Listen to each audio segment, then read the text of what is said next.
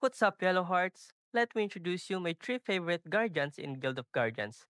First is Falmera, my main damage dealer. Her damage makes me get a higher score every time. Second is Vargos, my reliable healer. He keeps the team alive, especially during tough dungeon runs and boss fights. And third is Grisel, my clutch support. Her ultimate lets my strongest damage dealer unleash their ultimate skill again, which completely turns the battle around. Watch how these three shine when they work together in this dungeon run.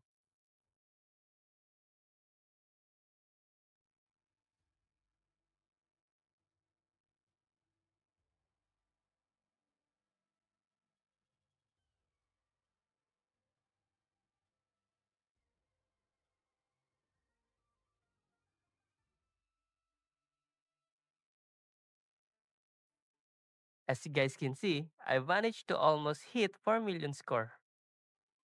So, if you want to try Guild of Guardians too, don't miss the WGG quest this summer season and earn rewards.